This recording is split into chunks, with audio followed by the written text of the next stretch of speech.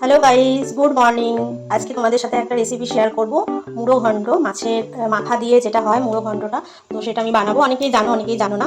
তো সেই ক্ষেত্রে আমি রেসিপিটা শেয়ার করছি। লাগছে বড় রুই মাছ কি কাতলা মাছের মাথা, যেটা আমি ভেজে রেখেছি। এখানে ফোড়নের জন্য লাগছে হচ্ছে দারচিনি, শুকনো লঙ্কা আর জিরে। আর এখানে আছে আলু, কাঁচা লঙ্কা, এখানে আছে মটরশুঁটি আর কাজু। এই দুটো লাগবে। সব থেকে ইম্পর্টেন্ট জিনিস এটা গোবিন্দভোগ চাল, যেটা খুব সুন্দর একটা স্মেল আছে। তো এই পুরো সব কিছু দিয়ে আজকে আমি রেসিপিটা করবো। কড়াই দিয়ে দিয়েছি, তেল দিয়ে দিয়েছি কড়াইয়ে তেল গরম হয়ে গেছে। আর এরপরে যেটা করব, আমি ফোড়নটা দিয়ে দেবো।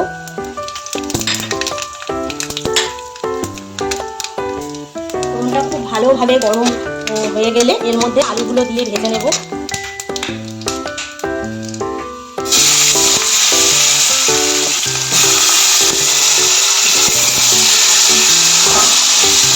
আলুগুলো লাল লাল করে ভেজে নেব, নিয়ে তারপরে আসবো। এখানে একটা মশলার আমি পেস্ট করে রেখেছি মিক্সিতে। এখানে আছে টমেটো, আদা, জিরে আর একটু কাশ্মীরি মির্চ। এটা পেস্টটা দিয়ে আমি কষাবো। তার আগে আমি দেখাচ্ছি আলুটা ভাজা হোক কী করে কী করব।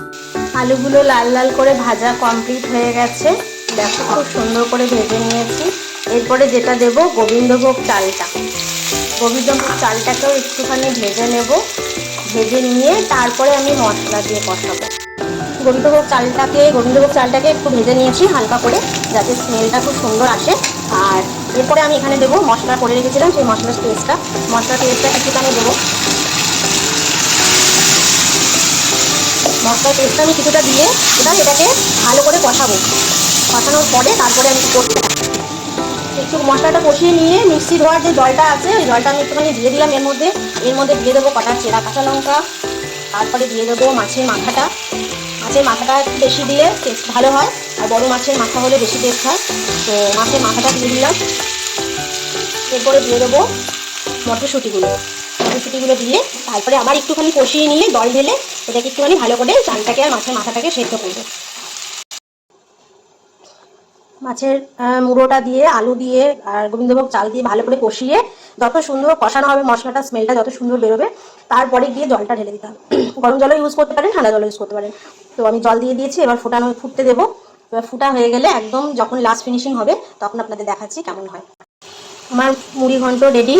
দেখো একদম লাস্টে সব সেদ্ধ হয়ে গেছে, চালটাও সুন্দর সেদ্ধ হয়ে গেছে। ওপর থেকে কাজুগুলো দিয়ে দিয়েছি। আর একটু হালকা ঝোল রাখবো, মানে যেহেতু গোবিন্দভোগ চাল, একেবারে তোমরা শুকিয়ে ফেলবে না, কারণ এই ব্যাপারটা, এই যে হালকা ভিজে ব্যাপারটা, এটা একদম গোবিন্দভোগ চাল টেনে নেবে। টেনে নিয়ে একদম পুরো ঘন হয়ে যাবে। তো আমার রেসিপি পুরো রেডি। তোমরা যারা যারা এই রেসিপিটা খেতে চাইছো, ট্রাই করোনি, বলবো একবার ট্রাই করো। দারুণ খেতে হয়, পুরো একদম ইয়াম্মি, একদম ঝাল ঝাল, দারুণ টেস্টি। বহুদিন পর আমি এটা বানালাম। তোমরা অবশ্যই ট্রাই করতে পারো মুড়ি ঘন্টটাকে। দেখো মুড়ি ঘন্টটা পুরো নামিয়ে নিয়েছি। কমপ্লিট মুড়ি ঘন্টটা দেখতে এরকম হয়েছে। তোমরা বলো কার কার দেখে লোভ লাগছে। যাদের লোভ লাগছে অবশ্যই বাড়িতে ট্রাই করে নাও মুড়ি ঘন্ট। তো আজকের রেসিপিটা তোমাদের কেমন লেগেছে অবশ্যই কমেন্ট বক্সে জানিও।